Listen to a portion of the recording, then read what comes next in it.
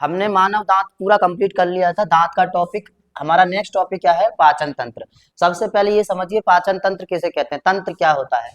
तो कई अंगों का जो समूह होता है वो क्या कहलाता है बेटा?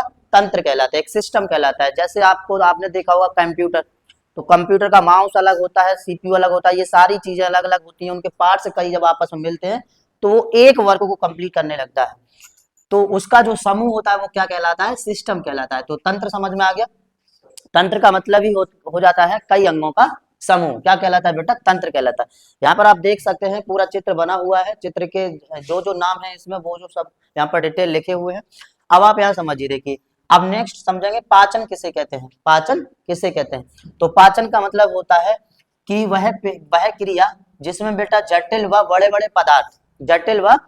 बड़े पदार्थ विभिन्न एंजाइमों की सहायता से छोटे छोटे व सरल पदार्थों में बदल जाते हैं। ओके, तो जटिल व बड़े बड़े पदार्थों का विभिन्न एंजाइमों की सहायता से छोटे छोटे व सरल पदार्थों में बदलने की क्रिया को क्या कहते हैं?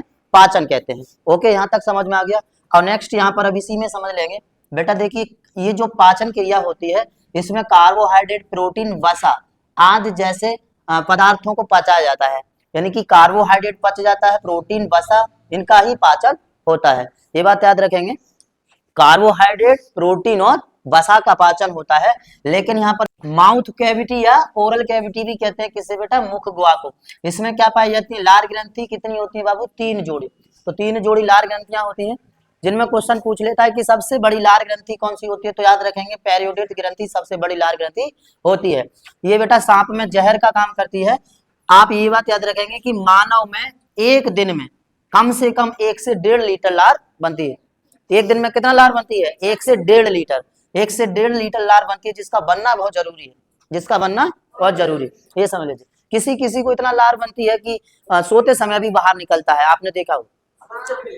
तो और किसी किसी बच्चे की बहुत ज्यादा लार बनती है, जो भी बांधना पड़ता है, टॉवल वगैरह भी, है ना, इतना लार निकलती है। तो किसी किसी में ज्यादा बनती है, किसी किसी में लिमिटेड लार बनती है। तो एक दिन में याद रखेंगे लिमिटेड ही है, 1 से 1.5 लीटर। उसमें बेटा लार में पाए जाते हैं हार्मोन्स। इसमें सबसे पहला हार्मोन है लाइसोजाइम। कौन सा है? लाइसोजाइम का काम होता है जीवाणुओं को नष्ट करना, जीवाणुओं को, कीटाणु जो होते हैं उनको नष्ट करना। जैसे बेटा हम किसी का झूठा खाना खा लेते हैं, या कोई मजदूर व्यक्ति है, वो काम करके आया, हाथ धोले और हाथों को यहाँ पर ऐसे करके पूंछ लिया, तो अब उसके हाथों पर कीटाणु है, तो उन कीटाणुओं को, उन्हीं हाथों से वो खाना खाएगा तो कीटाणु मुंह में जाएंगे और उसमें पाया जा रहा है लार में क्या? लाइसोजाइम।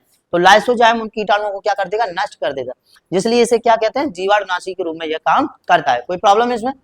सही है। आपने भी एक बात और देखा होगा कि छोटे छोटे बच्चे जो होते हैं वो कैसा भी ढक्कन या पैसा या अदर सामान होता है वो उठा के मुंह में दे लेते हैं और मुंह में खूब दांतों से काट पीट करते रहते हैं। तो उनमें क्या पाया जा रहा है? कीटाणु पाया जा रहा है। उनको कीटाणुओं को सबको नष्ट कर देता है कौन? लाइसोजाइम। कौन कर देता है? लाइसोजाइम। कोई प्रॉब्लम है इसमें? आगे बेटा नेक्स्ट आता है टाइमिन और बेटा डायस्टेज। ये डायस्टेज और टाइमिन का दोनों का एक ही काम होता है, स्टार्च या मंड या चोकर। देखिए बेटा स्टार्च जो होता है जिसे हम मंड भी कहते हैं और चोकर भी कहते हैं। चोकर का मतलब होता है छिक्कल। जो हमारे अनाज होते हैं उनका जो छिक्कल होता है वही क्या कहलाता है? स्टार्च कहलाता है। इसको पचाने का काम करता है कौन बेटा? डायस्टेज और टाइमिन। जितना भी हम अनाज खाते हैं, टैबलेट खाते हैं, टैबलेट जो गोली होती है दवा के रूप में, वो जो लेते हैं उनका जो चोकर बना होता है वो काय का होता है? स्टार्च का होता है, जिसका वो क्या करता है? पाचन करता है। कोई प्रॉब्लम?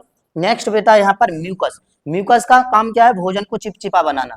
भोजन को चिपचिपा, जब तक भोजन चिपचिपा नहीं बनेगा उसे हम अच्छे से अंदर नहीं ले जा सकते। तो भोजन का चिपचिपा भी बनना बहुत जरूरी है बेटा। इसे आप एक बार नोट करिए जल्दी से, फिर आगे नेक्स्ट पॉइंट पढ़ते हैं। बेटा अभी हमने मुख गुहा को समझा। अब नेक्स्ट है आपका कौन सा टॉपिक बेटा जी? ग्रास नली। ग्रास नली, ग्रास नली को ग्रस्का भी कहते हैं, ये बात याद रखना। इसकी लंबाई लगभग 25 सेंटीमीटर की होती है। इसकी लंबाई क्या होती है बेटा? 25 सेंटीमीटर। एक पाइप की तरह काम करता है बेटा, आवाज नहीं, एक पाइप की तरह काम करता है। जिस प्रकार छत से पानी के उतार के लिए नीचे तक पाइप लगा दिया जाता है और उसकी छत से जब पानी नीचे पाइप से होते हुए आता है, सेम बेटा जब हम मुख में खाना ले जाते हैं और उससे जब नीचे जाता है तो मुख से खाना कहाँ जाता है? सीधा ग्रास नली में। तो ग्रस्का उसे क्या करती है?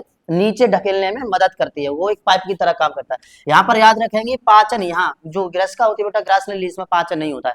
क्वेश्चन पूछ लेता है कि पाचन कहाँ नहीं होती, पाचन की क्रिया कहाँ नहीं होती है, तो आपको जवाब देना कहाँ पर? ग्रास नली, यानी ग्रस्का में पाचन नहीं होता है। कोई प्रॉब्लम?